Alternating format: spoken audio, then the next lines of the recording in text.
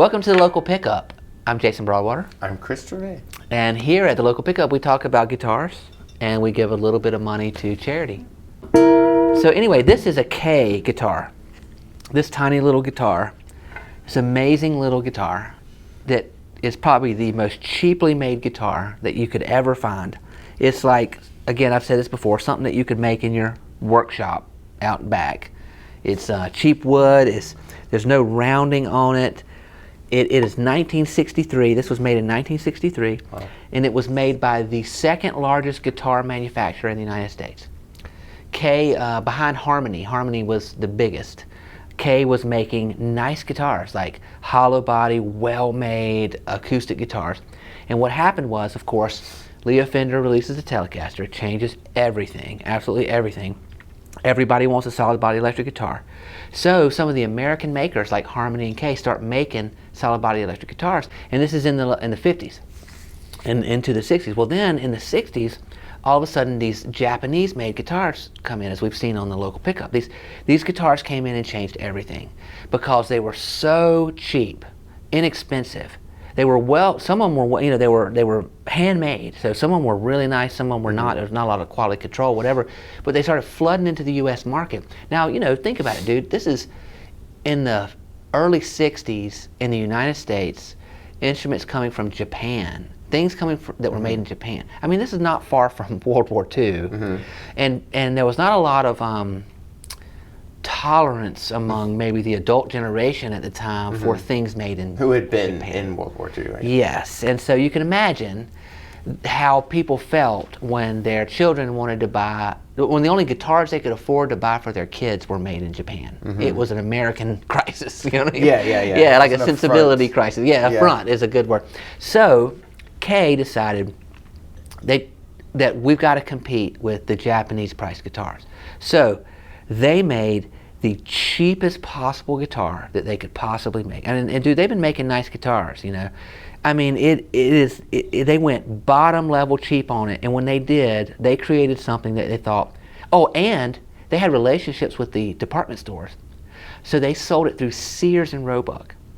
So they had dominance. Were these romantic relationships? Yes. They had dominant market relationships. They had a dominant brand. They were made in America, but they couldn't meet the price point of these Japanese guitars. So they made the cheapest guitar they could possibly make. They threw it out there to see. It was $58. Wow. They threw it out there to see what would happen. They sold it in Sears, and it became the best-selling, most popular guitar they ever made. Wow. This little guitar, this cheap little guitar, became the most popular Kay ever made. It is called the Vanguard, and so is this specific model? This specific model, this specific guitar. This was made in 1963 in America. Well, I mean, this guitar right here. And that, I assume it's the original pick guard. Everything on this guitar is original except there's like one screw or something. I remember being told was not original. I'd have to look and. Wow. Everything on this guitar is completely original.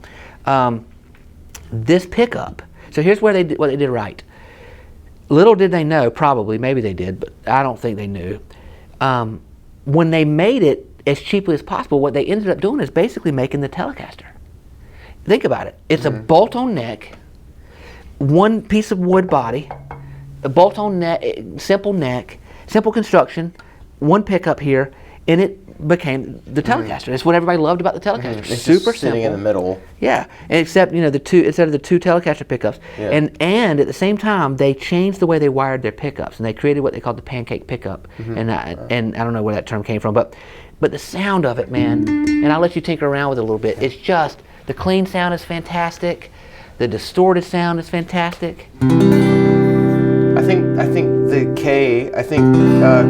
Kay Johnson was eating delicious pancakes. That's the story. Yeah, that's the story. The smooth, clean, jazzy tones from it, the strummability where it feels like an acoustic guitar when you play it. Yeah, definitely. Yeah, it's like you can strum it like an acoustic or play it like a jazz guitar.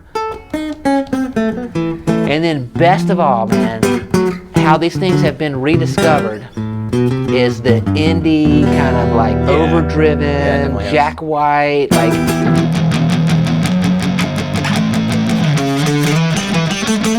Yeah, it's got that big, warm. It's got that warm jazzy thing, but just the overdrip, the noisiness. Fuzzy, yeah. Just, I mean, without even playing, it's like, yeah, you know, right, yeah. you know. Yeah, it's not like a clean, kind of pristine, surgical sound. Yeah. It's got like a ridiculous kind of garage. I know, and it's just, it is so, you know. Yeah, that's interesting, that sound. It's just like, Yeah, I mean, it's got the microphonic pickup. Yeah. It's like a microphone. And again, it was a major corporation in the United States being completely undercut by these foreign guitars that were coming in because they were so inexpensive, and they thought, man, if we can figure out how to make a guitar at that price point, we'd be doing good. And they made the cheapest guitar they could make, and I'm sure there was somebody at Kay saying, dude, come on, we're not releasing this. Right, yeah, I mean, we've been making like gorgeous guitars, and this is not going. And it became the most successful guitar they ever produced. Yeah. Well, I mean, it definitely has like a charm, but it is undeniably, like, you look at that body and stuff. I mean, it seems like the kind of thing you would go get at Sears. Oh yeah, but it sounds which meant great. maybe something else in the '60s. I don't know. Well, I know that's true. true. That's true. Yeah, Because but Sears I know because Sears is gone. Yeah, but if you think about it, man, so many of the guitars that were sold at Sears, Kay being one, and then Dan Electro, Silvertone, they defined the sound of rock and roll in the United States because the working man could buy those for their sons for Christmas. They could afford it. Yeah. And those sons became the legendary guitarists of the rock and roll generation. Yeah. Like, you know, Jimmy Page and this is in the UK and stuff, but they grew up playing these cheap guitars that defined the sound of rock and roll. Yeah, definitely. You know? All those kind of '70s guitar gods started playing those sort of '60s those kind of 60s kind of catalog exactly. guitars. Exactly. So anyway, I think it's a beautiful story that, you know, you have this huge American brand and company, very successful. They get undercut on cost, and they decide to make a cheap guitar, huge risk. And maybe they were geniuses, and maybe I'm not giving them enough credit. Maybe they were geniuses, they knew what they were doing. I think they got lucky. I think they made a cheap guitar, they put a new pickup style on it, they threw it out in the market, and it ended up being the greatest thing, about the greatest thing they ever created. To some degree, I mean, this guitar is from 1963, and here we are playing it. Yeah. It's playable. Absolutely. So you can't really, you know, it's not like that E.T. Atari game that's buried in the desert. I mean, it does still work now. Yeah, it does. And I mean, it's got the rosewood fretboard on it. It's got this, I don't even know what kind of wood it's made of. It almost feels like plywood, man, you know. Yeah. But very cool sound. It's got its own thing going on. So anyway, that's the story of the Kay Vanguard, 1963, one pickup, pretty cool guitar, completely original.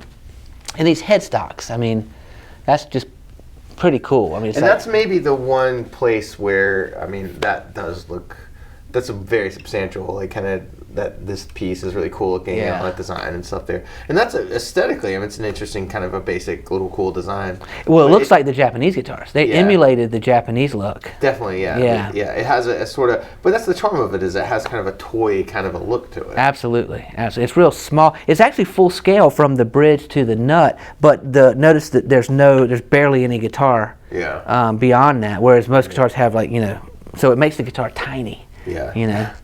So, which is cool, I think. Yep. So anyway, all right, well, that's the story of the Kay and the Kay Vanguard.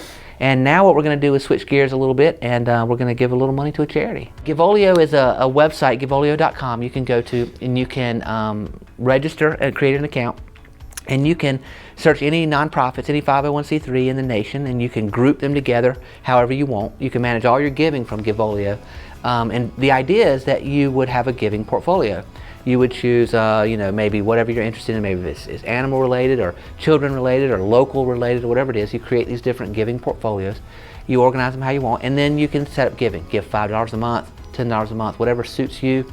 You can give however much you want, whenever you want, and at the end of the year you can one click generate a tax report, send that to, you know, file that with your taxes or send it to your CPA or whatever the case. But it makes giving easy, and we hope that we will increase the amount of giving that happens in the world by building this tool. So we give through Givolio, and today we're going to give to who, Chris?